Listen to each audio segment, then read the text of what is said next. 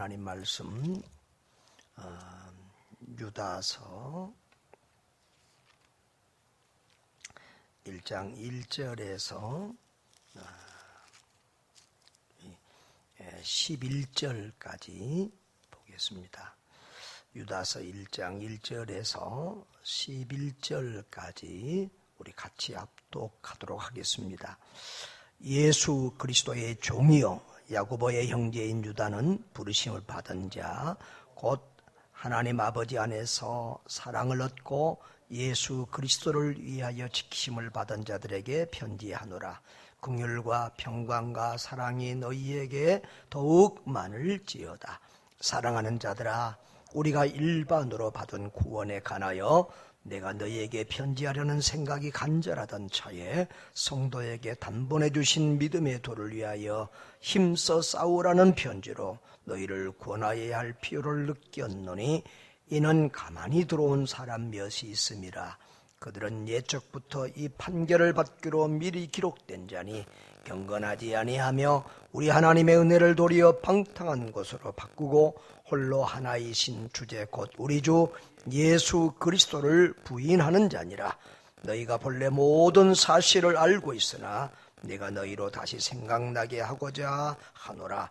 주께서 백성을 애굽에서 구원하셔 내시고 후에 믿지 아니하는 자들을 멸하셨으며 또 자기 주의를 지키지 아니하고 자기 조서를 떠난 천사들을 큰 날의 심판까지 영원한 결박으로 흑암에 가두셨으며 소돔과 고모라와 그 이웃 도시들도 그들과 같은 행동으로 음란하며 다른 육체를 따라가다 영원한 불의 형벌을 받음으로 거울이 되었느니라.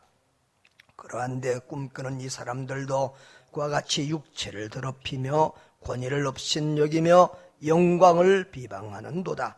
천사장 미가엘이 모세의 시체에 관하여 마귀와 다투어 변론할 때에 감히 비방하는 판결을 내리지 못하고 다만 말하되 주께서 너를 꾸짖으시기를 원하노라 하였거늘 이 사람들은 무엇이든지 그 알지 못하는 것을 비방하는도다.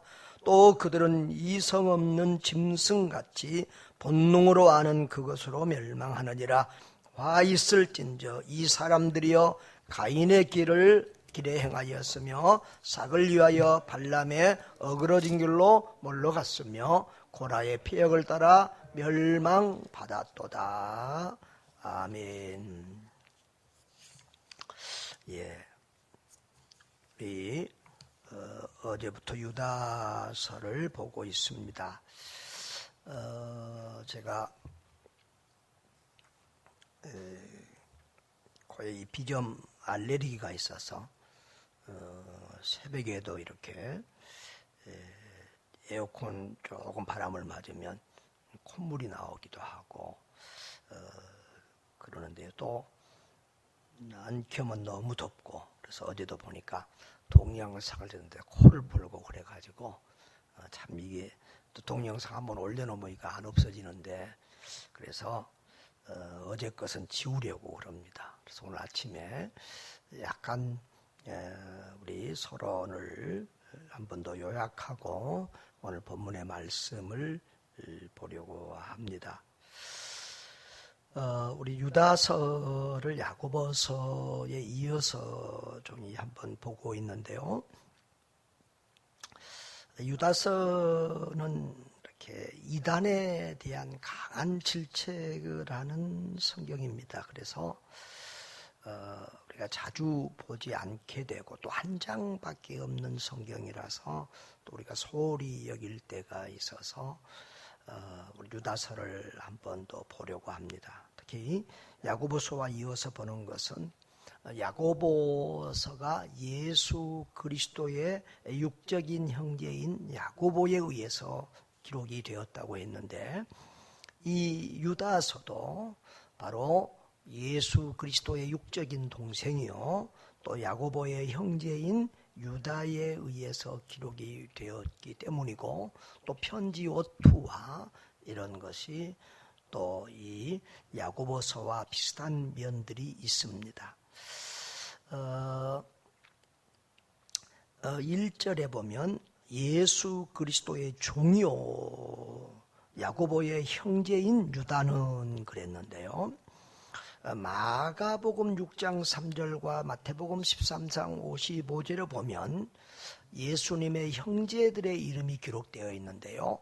야고보, 요셉, 시몬, 유다와 누이들이 있었다. 그렇게 기록이 되어 있습니다. 그러니까 야고보는 예수님 다음에 이제 마리아가 낳은 첫 아들이고요. 그 다음에 유다는 야고보, 그 다음에 요셉, 시몬 다음에 막내 아들이 될 것 같습니다. 그런데 이들은 예수님 살아계실 동안에 예수님을 안 믿고 오히려 반대하는 그런 모습이었습니다. 그러다가 예수님 십자가에 죽으시고 부활하신 다음에 부활하신 예수님을 목격한 이후에 교회 공동체에 속하면서 열심히 기도하고 또 오순절 성령 강림 때 성령의 충만함을 받고 이제 이들이 이 야고보와 유다 형제들이 교회의 지도자격으로 부상을 하게 됩니다. 그런데 야고보도 이 유다도 자신들을 예수 그리스도의 형제라고 감히 말하지 않고 예수 그리스도의 종이라고 이렇게 고백하면서 그들의 참 신앙 고백과도 같은 예수님은 우리의 형님이 아니라 하나님이시다 라고 하는 신앙 고백을 하고 있는 거죠. 그래서 자기들은 예수 그리스도의 종이다.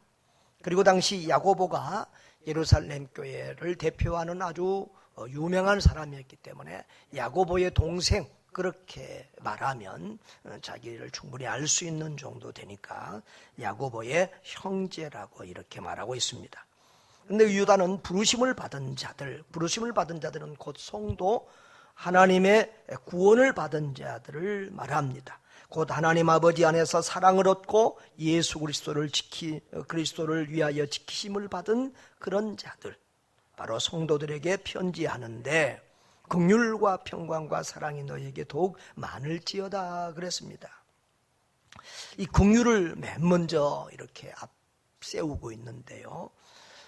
정말 이 하나님의 긍휼은 우리가 받아야 될, 우리가 얻어야 될 최초의 은혜의 축복입니다.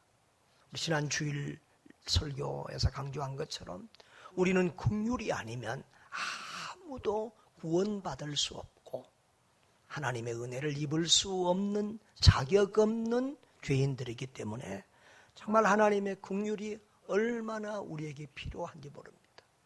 긍휼 없는 심판을 받을 때는 우리는 도저히 소망이 없는 자들이 다 멸망받을 자들이죠. 그래서 긍휼을 먼저 구하고 있고요. 이 평강은 우리가 잘 아는 샬롬입니다. 하나님의 긍휼을 입은 자들, 은혜를 입은 자들은 주 안에서 평강을 누리게 되고 그리고 하나님의 사랑 안에 거하면서 그 사랑 가운데서 우리 하나님을 찬양하게 되는 것이죠. 그래서 긍휼과 평강과 사랑을 강조하면서 이것이 너희에게 더욱 많을지어다라고 문안 인사를 드리며 축복하고 있습니다. 이 유다서는 이렇게 편지 형태로 이제 인사를 하고 문안하면서 시작을 하는데요. 이 편지를 받은 자들이 어느 교회에 또 특정하여지지 않았습니다. 그래서 이런 서신들을 보통 일반 서신이라고도 하고 공동 서신이라고도 합니다. 그러나 편지 내용으로 봐서는 이 구약 성경이나 이 유대인의 풍습에 대해서 잘 아는 유대인 공동체에 이렇게 보낸 편지 같아요. 이방인들 초신자들보다는 구약 성경을 아는 유대인 공동체에 보내진 이런 편지다 이렇게 볼 수가 있겠습니다. 특별히 이제 3절에 보면 이 편지를 쓴 목적에 대해서, 기록 목적에 대해서 말씀하고 있는데, 사랑하는 자들아, 우리가 일반으로 받은 구원, 내 가나여 내가 너에게 편지하려는 생각이 간절하던 차에 성도에게 한 번에 주신 믿음의 도를 위하여, 단번에 주신 믿음의 도를 위하여 힘써 싸우라는 편지로 너희를 권하여야 될 필요를 느꼈느니, 그 이유는 4절에 이런 가만히 들어온 사람 몇이 있음이라 그랬어요. 이 가만히 들어온 사람은 다른 말로 하면 옆으로 들어온 사람, 그런 의미인데, 이것은 이단을 두고 하는 말이죠. 살짝 몰래 들어와서 교회를 어지럽힌 이단을 두고 하는 말입니다. 이단들이 있어서 그 이단들을 대처하기 위해서 이제 힘써 싸우라는 말은 군사적인 용어인데요, 방어하라는 말입니다. 완벽 방어하라, 철저히 막으라는 말이에요. 그 이단을 대적하고 이단을 방어해야 될 그런 일이 급하고 너무 중요하기 때문에 구원에 대해서 일반적으로 우리가 받은, 누구든지 예수를 믿으면 구원을 받는다, 유대인이나 이방인이나 누구든지 예수를 믿으면 구원받는다고 하는 이 구원의 교리에 대해서 말씀을, 편지를 하고 싶었는데 이단 문제가 너무 급해서 그쪽 방향으로 이제 주제를 바꿔서 이 편지를 기록하겠다는 것입니다. 그래서 단번에 주신, 십자가 위에서 단번에 이루신 예수 그리스도의 그 구원, 그 믿음의 도, 그 복음을 위하여, 그 그리스도의 복음을 지키기 위하여 힘써 싸우라 는 편지로 너희를 권하여야 되겠다. 그래서 믿음의 도를 위하여 힘써 싸우라는 주제로 이 편지를 하겠는데, 4절에 보면 가만히 들어온 그 이단들은 어떤 사람들이냐, 그들은 옛적부터, 그런 이단들은 판결, 심판을 받기로 미리 기록된 자들인데, 첫째로 그들은 경건치 아니한 사람들이고, 두 번째로 우리 하나님의 은혜를 도리어 방탕한 것으로 바꾸고, 세 번째로 홀로 하나이신 주제 곧 우리 주 예수 그리스도를 부인하는 자니라 라고 말하고 있습니다. 우리 신약 성경에 보면 서신서들, 예수님의 복음서에도 있지만은 서신서들 대부분이 이단에 관한 그런 내용들이 상당히 많습니다. 유다서나 요한 2서 같은 경우는 다 한 장으로 되어 있는데요, 거의 이단에 관한 문제입니다. 특별히 이 유다서는 이단에 관한 투쟁적인 변증서라는 별명이 붙을 정도로 거의 처음에 인사하고 제일 마지막 마무리 송령 빼놓고는 다 이단에 대한 그런 얘기들이에요. 그래서 왜 이단 얘기가 이렇게 많은가? 요즘도 언제나 그때나 지금이나 다 이단 때문에 시끄럽죠. 올해도 신천 이단 때문에 너무 시끄럽고, 또 지금도 정광훈 이단이냐 아니냐 이런 문제로 또 시끄러운 이런 상황인데요, 옛날이나 지금이나 언제든지 이단은 이런 비슷한 논리와 비슷한 방향으로 늘 교회를 분열시키고 어렵게 했습니다. 특별히 이 신약 성경이 완전히 확정되지 않은 이 초대교회에 있어서 이 신학과 교리가 이제 아직 체계를 완전히 잡지 못한 이 초대교회에 있어서 얼마나 많은 이단들이 여러 모양으로 힘들겠는지 모릅니다. 유대 율법주의 이단 때문에 바울은 자꾸 믿음으로만 구원받는다는 것을 강조했고요. 그러니까 자꾸 유대인들은 예수 믿어야 구원받는다 하면 그래도 율법을 지켜야 된다고 하는 자꾸 이런 율법 중심의 이런 사설들을, 자기 의견들을 자꾸 내놓으니까 바울이 율법이 아니라 오직 우리는 믿음으로 구원받는다는 것을 강조하고요. 그리고 이제 이 요한 1서라든가 유다서라든가 이런 성경들에 나온 이단들은 거의 영지주의 이단을, 그노시스틱이라고 그러는데, 그노시스라고 그러는데 영지주의 이단을 말하는데요, 이 영지주의 이단은 굉장히 100년, 200년 동안 아주 오랜 이 초대교회의 이단이었습니다. 이것은 헬라 철학에서 온 이단인데요, 영육 이원론을 주장하는, 그러니까 영지주의 그러면, 이 그노시스 그러면 우리가 이원론 이렇게 많이 말해요. 이원론은 뭐냐 그러면 이 영과 육을 분리해서, 영과 육이 완전히 분리해서 영은 선하다, 그러나 육체는 이 물질적인 것은 악한 것이다라는 것을 주장하는 그런 이단이에요. 그래서 육체나 물질적인 모든 것을 악하게 여겨서 창조도 하나님께서 선하신 하나님께서 이 악한 세상을 이 물질 세계를 창조했을 리 없다. 그래서 이 세상을 창조하는 신은 다른 신으로 이렇게 알고 이야기하고요. 또 육체는 악하다고 생각해서 우리 예수님이 인간의 이 악한 육체를 입고 왔을 리가 없다. 그래서 예수님이 오신 것은 영으로 오신 것이다. 영으로. 그래서 예수님이 십자가에 죽으신 것도 영으로 죽었고 부활하신 것도 영적으로 부활했다. 그러면서 예수님의 이 인성, 인간의 모습으로 오신 예수님의 인성을 부인해요. 그래서 이제 그런 것을 육체로 임하지 않고 이랬다고 해서 가연설이라고 하는 말도 하는데요. 그래서 이 예수님의 십자가의 죽으심과 부활 이런 것을 믿지를 않는 총체적인 이단이란 말이에요.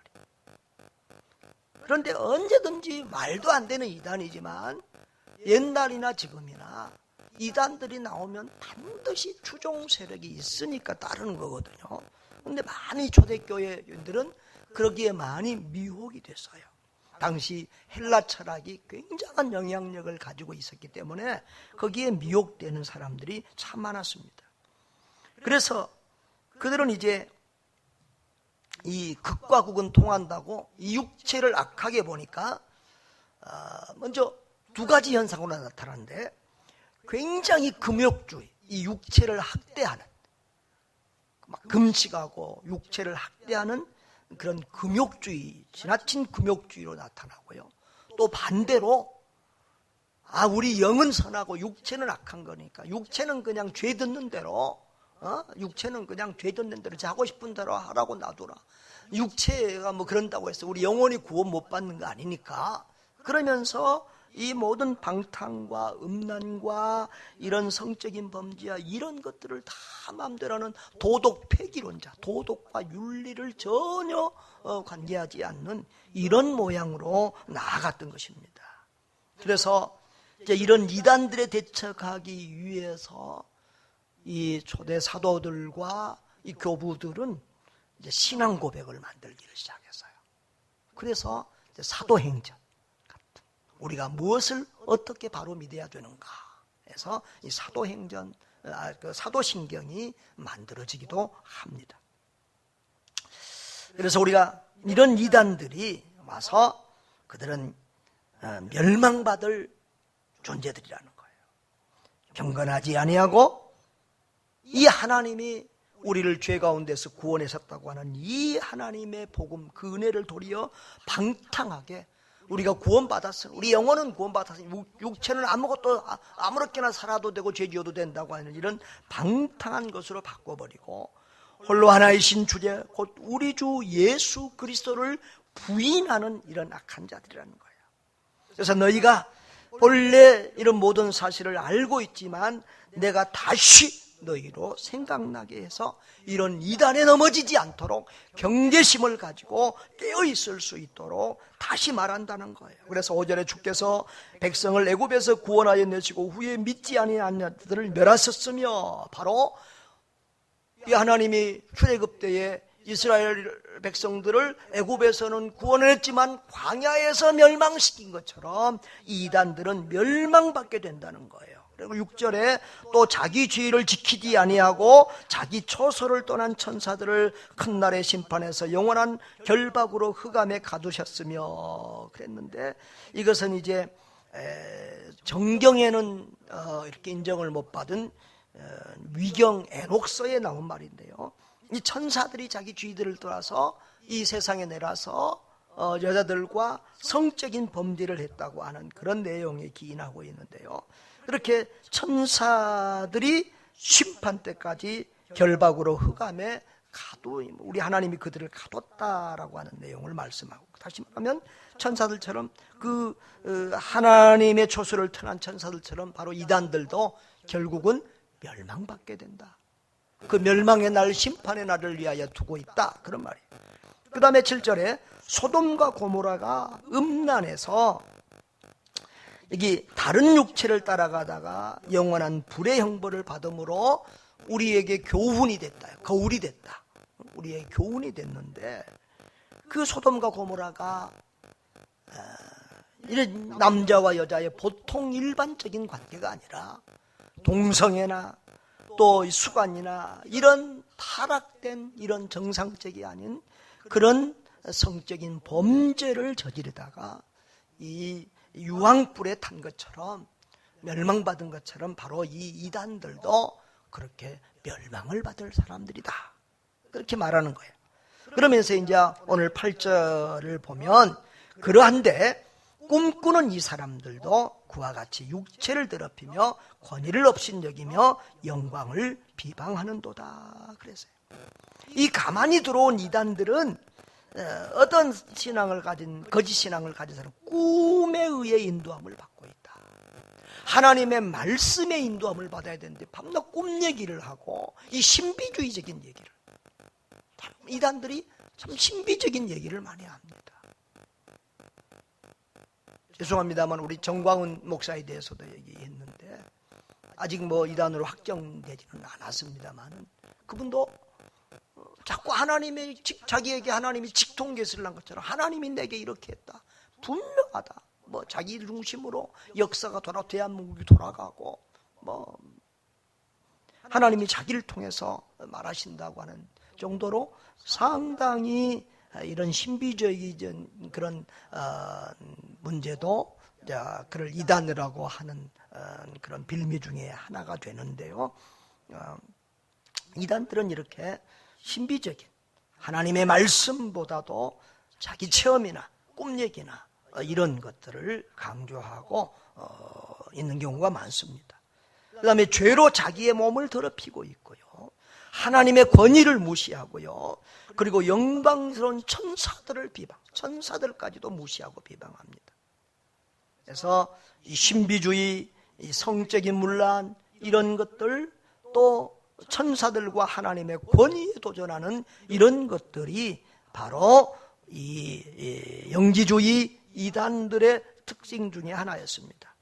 9절에 보면 그들은 이제 천사들 가운데 최고로 높은 미가일까지도 천사들에 대해서 함부로 말하지 않았는데 이제 누가 모세의 시체를 가져갈 것인지 마귀와 논쟁을 했다는 것인데 이것도 위경에 있는 모세의 승천기에 나오는 얘기인데요. 이 모세가 살인을 저질렀잖아요. 그래서 사탄 마귀가 저 모세의 시체를 나에게 달라고 이제 모세는 우리 것이라고 이렇게 할 때 마귀와 논쟁을 하면서 미가엘은 그 마귀 사탄에게조차도 함부로 비난하지 않고 단지 주님께서 내게 벌을 내리실 것이다 이렇게 했는데 이 영지주의 이단들은 잘 알지도 못하면서 함부로 막 천사들에게까지 욕을 하고 함부로 비방한다는 거. 조금 아는 것 가지고 아는 척하고 말 못하는 짐승과 같이 이성이 아닌 감정과 본능으로 함부로 말하고 판단하고 욕하고 비방한다는 거예요. 그런 것들 때문에 멸망을 당하게 될 것이다 하고 말하고 있습니다. 그리고 그들에게는 불행이 닥칠 것이다. 그 이단들에게는 그들은 가인이 간 길을 따라갔고 가인이 걸어간 그 멸망의 길, 죄악의 길을 갔고 돈에 눈이 멀고 어두워서 멸망의 길로 간 발람의 길로 갔고 그리고 하나님의 종들 모세와 아론을 대적했던 이 고라당들처럼 그렇게 하나님의 권위, 하나님이 세우신 권위에 대적하다가 그들은 멸망을 받고 말 것이다. 이단의 최후는 멸망이라고 그렇게 강하게 경고하고 있습니다. 사랑하는 여러분, 우리가 이단을 이기는 것은 바른 신앙에 굳게 서는 것입니다. 믿음의 도를 힘써 싸우라 지키라 그랬는데 이 진리를 바로 알고 바른 복음을 바로 알아야 거짓 복음을 바로 분별할 수 있습니다. 위패, 거짓 돈을 가리는 사람들 있잖아요. 이게 진짜 돈인지 거짓 돈인지 분별하는 사람들에게 어떻게 이 패를 잘 가릴 수 있느냐고 물어보면 진짜 돈에 대해서 확실하게 자세히 잘 알면 이 거짓 돈을, 가짜 돈을 금방 분별한다는 거예요. 우리가 바른 복음, 진리의 복음, 바른 말씀을 굳게 바로 알고 있으면 이 거짓 복음을 바로 분별할 수 있습니다. 그래서 우리는 하나님의 말씀을 바로 배우고 그 바른 말씀 위에 서서 깨어서 기도해서 이렇게 시대를 분별하고 이단들을 분별하고 바른 말씀의 길을 따라가야 될 줄 믿습니다. 지금 지난 주일도 계속해서 두 주나 제가 말씀드린 것처럼 이 시대가 참 바른 것을 분별하고 바로 따라가는 것이 얼마나 어려운지 너무도 혼란스러운 때입니다. 말씀과 기도로 또 하나님께 지혜를 구하면서 바른 분별력을 가지고 바른 신앙의 길, 바른 믿음의 도를 지키며 따라갈 수 있기를 주의 이름으로 축복합니다. 우리 아버지 하나님 감사합니다. 혼란스러운 시대입니다. 이단들이 너무도 많고 이단들이 한국교회를 이렇게 해치고 특별히 신천지나 이단들이 하나님의 교회 이단들이 교회까지 들어와서 얼마나 교회를 해치고 방해하고 괴롭게 하는지 모릅니다. 하나님, 그런데 많은 이들이 속아서 그들을 추종하고 있습니다. 우리 선교중앙 모든 교회들 그리고 교회 안에 있는 모든 하나님의 백성들이 말씀 위에 바로 서서 진리 위에 바로 서서 또 저들을 인도하고 지도하는 목자들의 음성을 바로 듣고 이단에 속지 않고 멸망길로 빠지지 않도록 주여 도와주시고 은혜